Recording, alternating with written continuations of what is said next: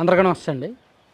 Delhi liquor స్కామ్లో already arrest అయ్యి జైల్లో రిమాండ్ ఖైదీలుగా చాలా కాలం పాటు నెలల పాటు ఉన్న కవిత గారు అండ్ అరవింద్ కేజ్రీవాల్ గారు, సిసోడియా గారు అండ్ రాఘవరెడ్డి గారు వీళ్ళందరూ కూడా నిర్దోషులే అని చెప్పి ఈరోజు కోర్టు ప్రకటించింది.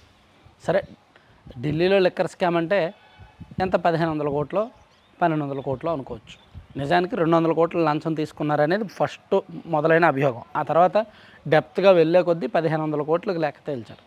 సరే, ఇది పక్కన పెడితే కానీ ఆంధ్రప్రదేశ్ లిక్కర్ స్కామ్ మాత్రం మామూలుది కాదు. ఢిల్లీలో లిక్కర్ స్కామ్ ఏంటంటే పాలసీ మార్చారు అని. అక్కడ మద్యం తయారీదారులే సరఫరా చేసేలాగా, సరఫరా చేసే వాళ్ళు అమ్ముకునేలాగా మూడు విడతల్లో కూడా లబ్ధి జరిగేలాగా పాలసీ మార్చారు. అలా పాలసీ మార్చడం వల్ల వాళ్ళకి లబ్ధి ఎక్కువ కలిగింది కాబట్టి, వాళ్ళకి ఎక్కువ లాభాలు, ప్రాఫిట్స్ వచ్చాయి కాబట్టి వాళ్ళ దగ్గర లంచాలు తీసుకున్నారనేది ఆరోపణ. కానీ ఆంధ్రప్రదేశ్ లిక్కర్ స్కామ్ మాత్రం చాలా డెప్త్గా ఇన్వెస్టిగేషన్ జరిగింది. దాదాపుగా 1.5 పాటు ఇన్వెస్టిగేషన్ జరిగింది. అన్నీ కూడా పక్కా ఆధారాలు సేకరించే అరెస్టులు కూడా జరిగాయి. సో ఈ లిక్కర్ స్కామ్ కథ తాత్కాలికంగా ముగిసినట్టే ఆంధ్రప్రదేశ్ లిక్కర్ స్కామ్ కథ కూడా. ఎందుకంటే ఆల్రెడీ దీనిలో అనుబంధ ఛార్జ్ షీట్లతో సహా 4 ఛార్జ్ షీట్లు దాఖలు చేశారు. అందులో ఫస్ట్ ఛార్జ్ షీట్లోనే ఎవరెవరు ఎంత తిన్నారు, ఎవరెవరికి ఎంతెంత వెళ్ళింది, ఏ డిస్టిలరీ నుంచి ఎంత వచ్చింది, ఆ వచ్చింది నగదు రూపంలో ఎంత వచ్చింది, బంగారం రూపంలో ఎంత వచ్చింది, హవాలా రూపంలో ఎంత వచ్చింది, షెల్ కంపెనీలు ఎక్కడెక్కడ పెట్టారు, ఆ షెల్ కంపెనీలని ముంబైలో ఉన్న బెగ్గర్స్ని వాడుకున్నారు, ప్లస్ ముంబైలో వీధుల పక్కన ఉన్న వాళ్ళని కూడా వాడుకొని వాళ్ళని డైరెక్టర్లుగా పెట్టి కంపెనీలు సృష్టించారు. వాళ్ళ పాన్ కార్డులు, ఆధార్ కార్డులు తీసుకొని డైరెక్టర్లను సృష్టించి కంపెనీలు సృష్టించి దానిలో డబ్బులు డిపాజిట్ చేసి ఆ కంపెనీ నుంచి ఇంకో కంపెనీకి, ఇంకో కంపెనీ నుంచి ఇంకో కంపెనీకి, ఇంకో కంపెనీ నుంచి జగన్మోహన్ రెడ్డి గారికి అంతిమంగా లబ్ధి చేకూర్చేలా చేశారని ఆల్రెడీ ఛార్జ్షీట్లో వచ్చేసింది.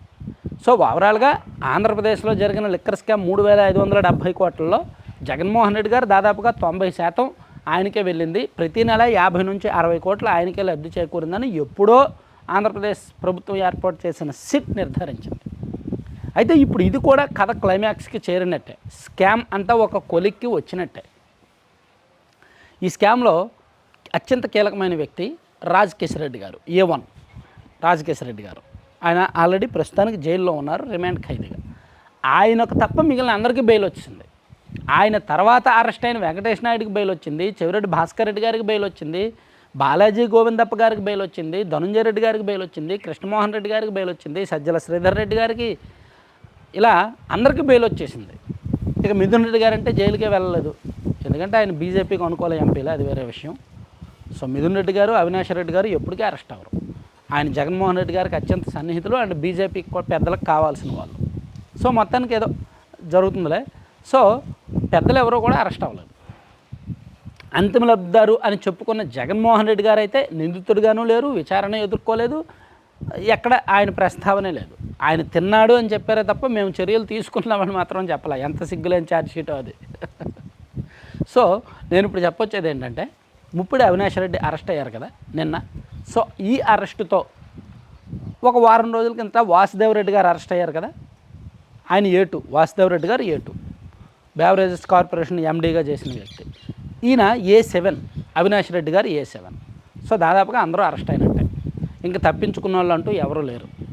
అవినాష్ రెడ్డి, ఇంకా ఈశ్వర్ కిరణ్ కుమార్ రెడ్డి ఉన్నారు, ఆయన కూడా దీనిలో పాత్ర ఉంది. మేబీ ఆయన అరెస్ట్ అవుతారో లేదో తెలీదు. ఇక్కడ అవినాష్ రెడ్డి కీలకం. అవినాష్ రెడ్డి రాజకేశ్వర రెడ్డి గారికి తోడోళ్ళు అవుతాడు.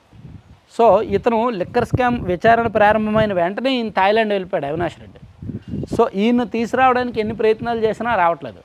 చివరికి ఇతన్ని రప్పించడానికి సిట్ ఏం గేమ్ ఆడిందంటే, ఇదిగో ఈయన తోడల్లుడు అవినాష్ రెడ్డి తప్పించుకొని తిరుగుతున్నాడు, ఈయనేమో బెయిల్ అడుగుతున్నాడు, ఈయన కూడా అతని దగ్గరికి వెళ్ళిపోతాడు.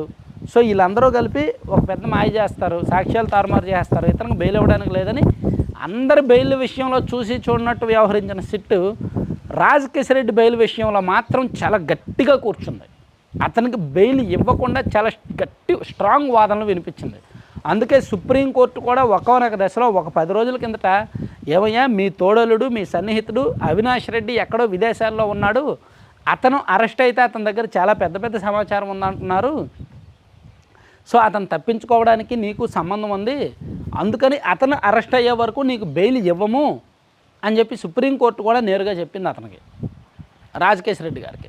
దాంతో రాజకేశ్వర రెడ్డి గారి తరపున ఉన్న లాయర్లు అవినాష్ రెడ్డి గారి తరపున వాళ్ళకి కబురు పెట్టి అయ్యా ఆయన రప్పించండి, ఆయన వచ్చి అరెస్ట్ అయితేనే ఈయనకి బెయిల్ ఇస్తారంట అని చెప్తే అప్పుడు అవినాష్ రెడ్డి థాయిలాండ్ నుంచి ఇండియాకి వచ్చి పోలీసులకి లొంగిపోలేదు, కానీ అరెస్ట్ అయ్యేలా అవకాశాలు కల్పించారు.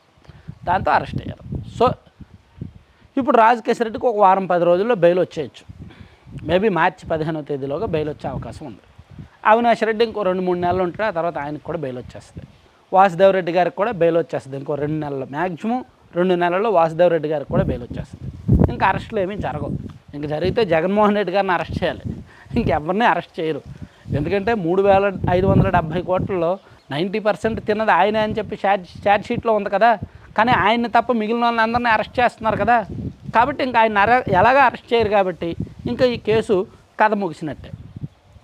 సో బెయిల్ వచ్చింది. దీని మీద విచారణలు, ట్రయల్స్ అన్నీ కూడా కొనసాగుతాయి. నిజంగా వీళ్ళు ఎంత తిన్నారనడానికి సాంకేతిక ఆధారాలు, అన్ని రకాల ఆధారాలు చూపించాలి. అది కొన్ని దశాబ్దాలు విచారణ జరుగుతుంది. ఇప్పుడు చూడండి, జగన్మోహన్ రెడ్డి గారి సిబిఐ కేసులు ఎప్పుడో 2011-12 ఇప్పటికీ కూడా రాలేదుగా. దాదాపుగా 500 సార్లు వాయిదాలు పడ్డాయి. అలాగే ఈ లిక్కర్ స్కామ్ కూడా అలాగే సాగుద్ది. రేపు పొద్దున వైసీపీ వాళ్ళు వచ్చారనుకోండి, ఈ కేసుని క్లోజ్ చేసేస్తారు, ఏ బాధ లేదు. సో అట్లా ఈసారికి అయితే ఈ లిక్కర్ స్కామ్ ఇంకా పోయినట్టే. మహా అయితే తెలుగుదేశం పార్టీ మీడియాకి ఏమైనా స్టఫ్ ఇవ్వాలన్నప్పుడు ఏమైనా చిన్నపాటి లీకులు ఇస్తుంటారు అంతే. ఒక నెల రోజులకు ఒకసారి, 2 నెలలకు ఒకసారి ఏదో కొత్త కోణం దొరికిపోయినట్టు, కొత్త అంశం దొరికినట్టు లీకులు ఇస్తుంటారు. లేదు ఈ స్కామ్ లైన్లోనే ఉంది, చచ్చిపోలేదని చెప్పడానికి. కానీ ఇది అయిపోయినట్టే, కథ ముగిసినట్టే ఇది కూడా.